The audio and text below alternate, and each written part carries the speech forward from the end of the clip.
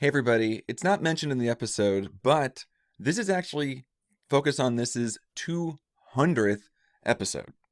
That's right, cue the ta-da, and cue the applause. I'm going to edit it in so I know it's there. But that's a lot of advice, it's a lot of hearing from you, that's a lot of scuba gear. So to celebrate 200 episodes, we thought, well, are there 200 more? Or will we be replaced by our AI robot overlords? And so today, we talk to ChatGPT, and hopefully we get to keep our jobs. Enjoy. Okay, Blake, Verbs, you know what's like really popular for everyone to talk about right now? Grimace shakes. Grimace shakes. I can't even get into it, but it's like the best thing on the internet.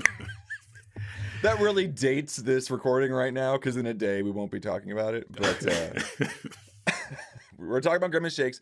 We're also talking about AI. We're talking about ChatGPT. Oh, yeah. So what I did was I said, well, we're all going to be out of a job soon anyway. Let's just like get to it right now. So what I did was I asked ChatGPT to tell us some strategies to improve productivity and some myths around productivity. And we're going to see if we agree with them on this episode. Are you guys up for the challenge of defeating the computer? Thumbs up. Let's go. I can neither confirm nor deny whether or not I am actually Blake or if I am simply a language model of Blake being represented in a holograph right now. What's tough is that is how you've always talked. Exactly. You'll have to determine that as well. And I may keep my answers neutral. You'll have to determine that as well.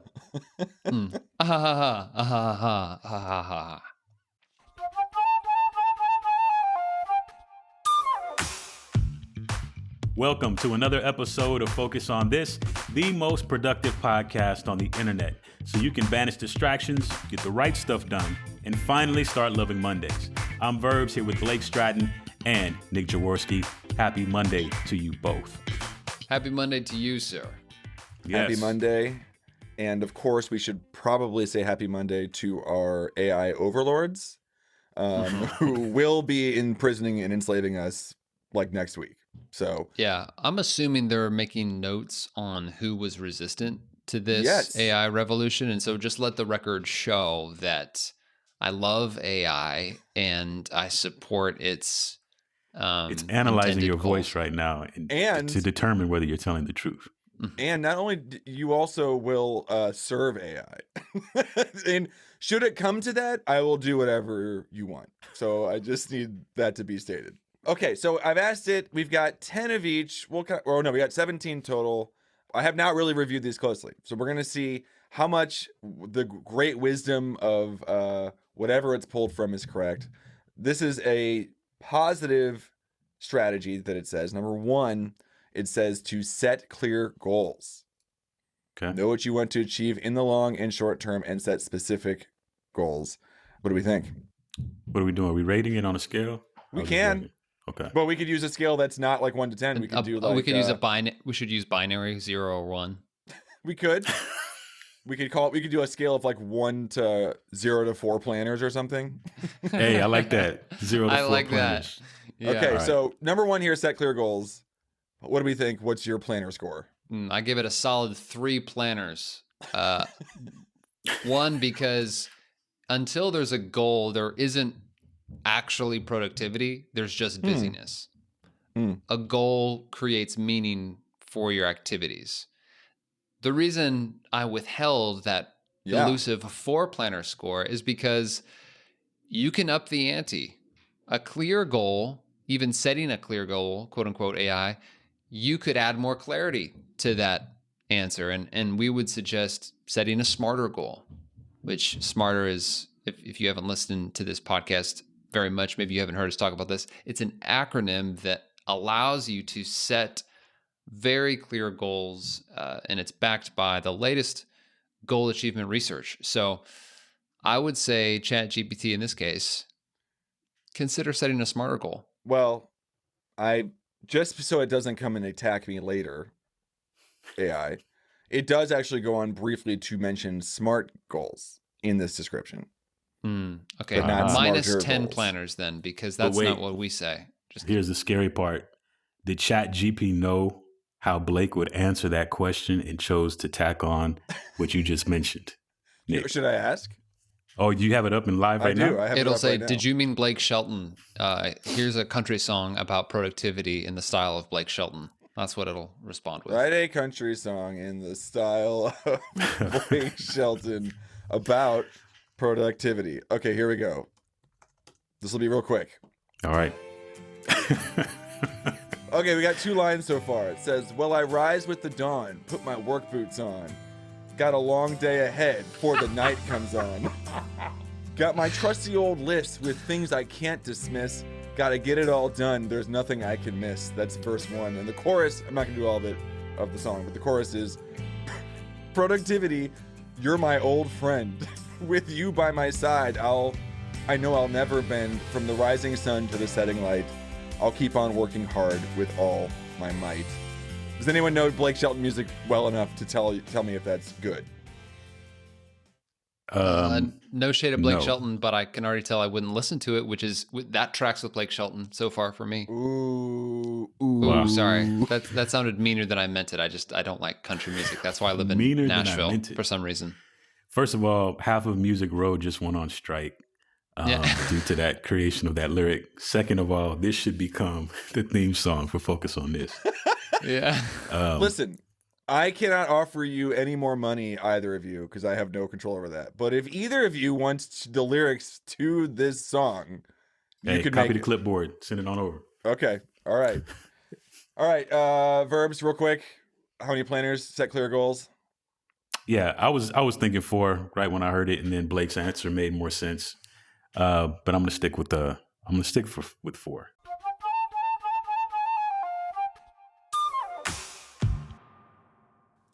All right, here we go. We're going to go to some myth that it says is a productivity myth.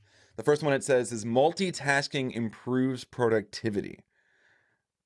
They're saying that that's a productivity myth. Verbs, what are your thoughts on that? Does multitasking improve productivity? So it's tough. We're rating the accuracy of the statement. They're saying that it is not true. Yeah, I'm gonna go with ChatGPT on this one and say yes, it is a myth. Mm-hmm. Do I still give him planners for this? Yeah. Okay, so yeah, we'll stick with the 4 planners. Yeah, no, I mean, again, I guess it's either a yes, it's a myth, or no, it's not. It sounds like so. Listen, it feels like a planner grab, slow pitch for ChatGPT. I hope we spice it up a little bit here, but yeah, 4 planners, way to go. Let's go back. It says number 2 in terms of a productivity strategy, a thing to do. It says prioritize tasks. Use tools like the Eisenhower matrix to distinguish between urgent and important tasks. Blake, how would you rate this? And also, how might this connect to the full focus system? Again, you're on the right track here, ChatGPT. I just want to see a little more from you. You know, you were chat. I don't know if you're using version 3.5. I'm using 4. How dare you? So I would expect just a little bit more from you. You know, there's not these freebies. You're not barred, right? You're not in full on beta. So let's have a little more here. Eisenhower matrix is great to prioritize. But what does it mean to prioritize? How many priorities should you have? Give me some context here. I'm going to give. I'll give 2 planners plus a quarterly preview. So a 2.25 planners to ChatGPT on this one. I want to hear about a big 3. I want to hear about prioritizing tasks, separating them out. I want to hear about a little bit, put a little more meat on the bone. Obviously, using the Eisenhower matrix is great. Urgency and importance. I think there's some more factors that we might consider in the full focus system, such as, you know, your ideal week, and that can actually be a way to help you prioritize tasks day to day as well. But put a big 3 on it, and you would maybe get to that 3rd planner for me, ChatGPT. All right, a myth here that it says is for a productivity myth. It says you have to be a morning person to be productive. Blake, do you think that's an accurate statement? That is incorrect? Do I think it's an accurate statement that it's incorrect? Listen, I was a music major. Look. All right? Fine. I can't speak well. You don't have to be a morning person to be productive. No, you do not. You just have to have access to caffeine. Oh, okay. So when are your most productive times, both of you? Now, mine, yes, is in the morning time. But that can't be a blanketed statement across the board. That's not mine. That's crazy. For all of humanity. Blake? But like as Blake mentioned, one of the benefits of the full focus system is with a tool like an ideal week, you can map out when your most productive times are during the days or the weeks and adjust your workload based on those times, or be able to block out those times so you can be the most efficient with the energy you do have. And that's, as we just seen between us three, that's going to be different for everybody. So everybody's most productive time can't be the morning time, just by the nature of how some people's jobs are and their schedules during the week as well. Yeah. Blake, what's your most productive time? I would say mid-morning, probably that 9 a.m. to 1 p.m. range. That's the sweet spot for me.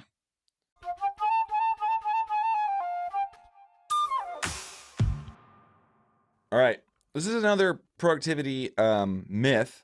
So I know this is complicated. This is my fault. I told it to do this. But this is a myth. It says a clean desk equals a productive worker. It's saying that's a myth. Blake. Look, if you could see my desk right now, you would know that's surely a myth. This titan of productivity as I am, I've got some stuff strewn about.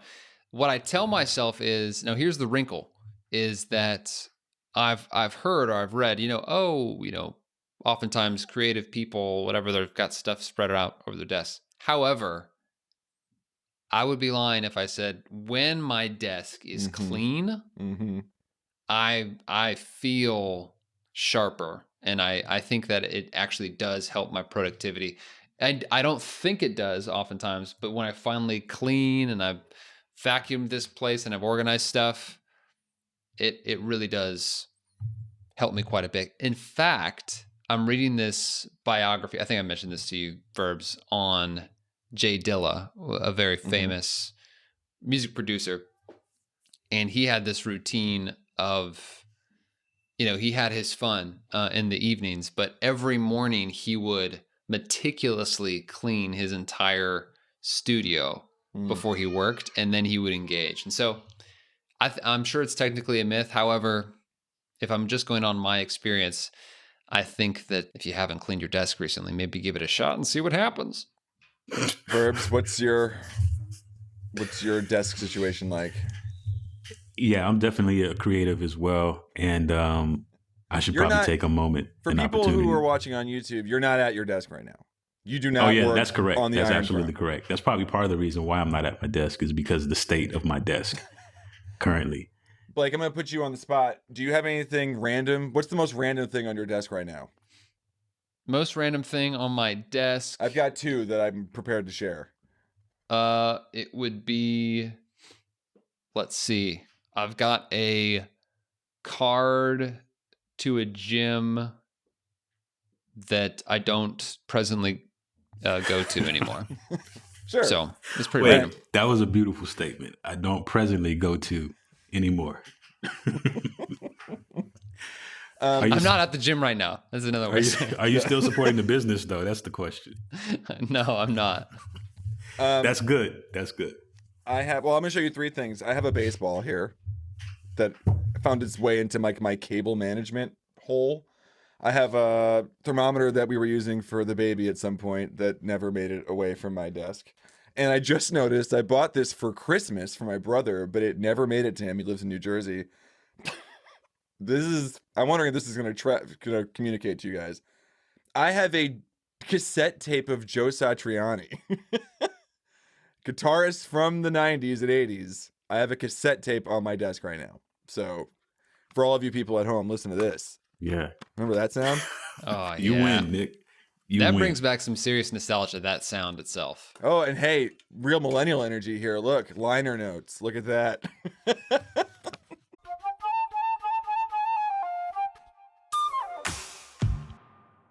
This is another productivity tip. And I'm going to say this is not one that people talk about a lot. So I'm actually interested in this. It says continual learning. Keep refining your work methods and learning new skills to increase efficiency. Verbs. How do you feel about this? I say that is an accurate statement from ChatGPT. It's important to continue to learn new things to increase your skill set or skill sets and your time and efficiency as well. Yeah, I would say this gets a high score from me to ChatGPT because this is underrated, I would say. Mm-hmm. Sometimes we get in our ways. In fact, this is something that I find myself with a lot of clients is that they start with the premise that things have to go a certain way in order to achieve their goal. And so then it's just, how do I dress this up or make this process faster? What continual learning allows you to do is to make leaps in productivity, because you can, for instance, ChatGPT is leaping us right now because it's able to learn every fact about everything in existence faster than me.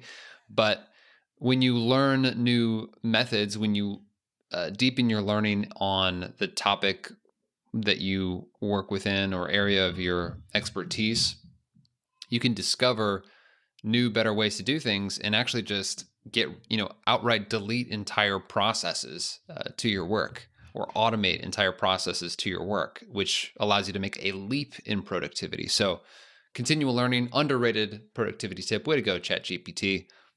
Please stop learning. Thanks. Is that a 4 planner from you? I'll give it a 4. Wow.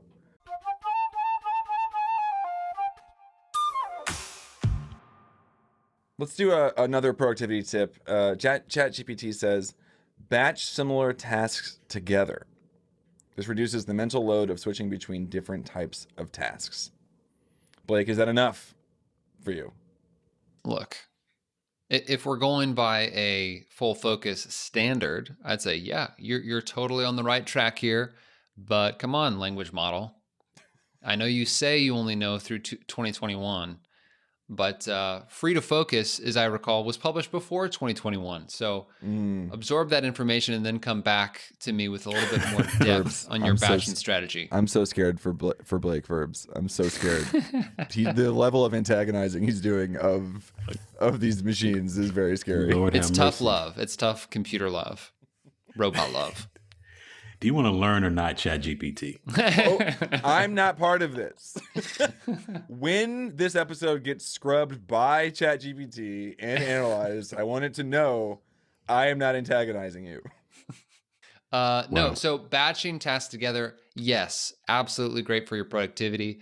You can up the ante by providing some more detail with batching. So when we talk about the ideal week, for instance, we talk about batching like activities together, which can be helpful. But you can also, a form of batching that we would call horizontal batching, versus the vertical batching of things, where there's, for instance, a ritual or a thing that happens every day at a certain time. That's another form of batching. And then there's mega batching, which of course means that you are taking even larger chunks of time to accomplish, versus just doing, hey, I'm going to do all my emails at a certain time of day. You are taking on a big project and batching it as a whole, taking half or even an entire day on that thing. So a solid, let's give this one, we'll give him 3 planners plus an index for ChatGPT on this one. I think it's definitely 3.5 planner statement from ChatGPT. Okay, lastly, curious to see how this goes. This is a myth, everybody. Let's be clear. So ChatGPT is telling us that this is a myth of productivity. We're going to rate it, or whether or not we agree with the myth or not. It is saying Rate that it technology, based on its non-mythiness. technology, based on its mythiness. Yes, technology based on its always. Technology always increases productivity. That's the myth. Verbs. Do you agree that that is in fact a myth? I agree that is in fact a myth. Mm-hmm. And this is why. As we just talked about in a recent episode, as far as the importance of vacation, You can't have technology go on vacation with you, but your vacation is going to help you be more productive because it involves rejuvenation mentally, physically, spiritually. The whole person can get rejuvenated from just taking time away. So that's one of my reasons why I support that ChatGPT claim of that being a myth. I'd give it 4 planners. I'd give this a big 4 planners because, and you know what? Good on you, ChatGPT, as a really trendy technology to have some self-awareness. Although perhaps self-awareness is the exact last thing we want you to have. Definitely. This does show a little bit of self-awareness. Yeah, when we think about productivity and what it is really about, it's really about becoming who we want to become and accomplishing what we hope to accomplish in our lives. And technology often gets in the way. It can absolutely get in the way because we try to use so many tools and we can get sucked in. Our phones are a great example of this. The iPhone was brought to market because it was going to simplify our life and make things easier, faster, better. And now, if you search, it's all about people trying to break the addiction from their phones and to sleep better if they could just put down their phone for 5 seconds. And that's this whole, it's a cottage industry right now to break free from that technology. So absolutely, that's a myth. And it's interesting that you took the ChatGPT limitation route, that technology doesn't always help, but also the concept of technology itself is complicated. I mean, a pencil's a technology. We use, I'm a pro pencil user for my planner. The planner itself is a technology, even though it's not a computer. So you can have good planners, you can have bad apps, you can have whatever. So I would agree that this is a myth. But remember, please don't take my job. That's the end of that statement. So that's how many planners for you, Nick? 4? Oh, 3? it's 4 planners, for sure. 4 portfolios.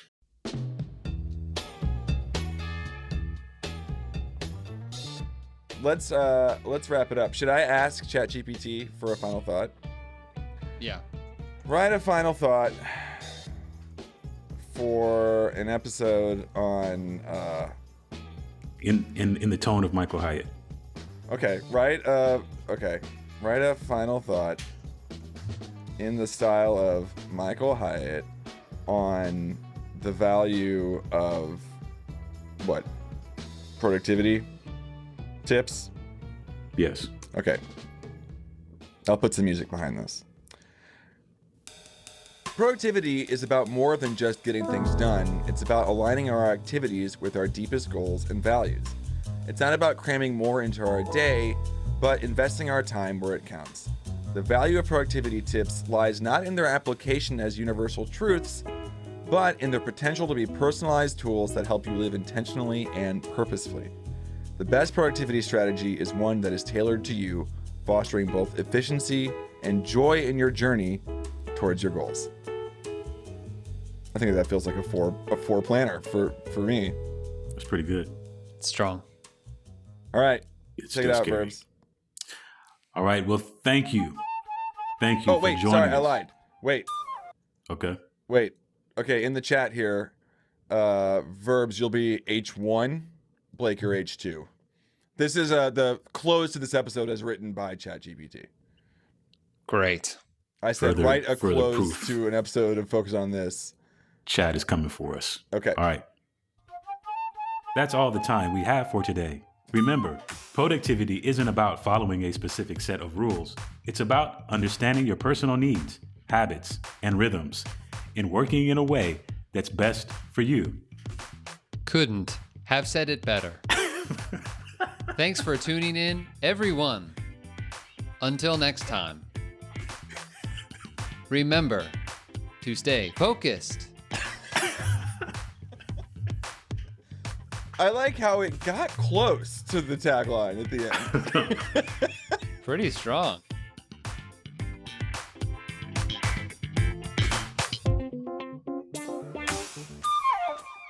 Well, at least our jobs are safe this week. Next week, it's going to learn the right way.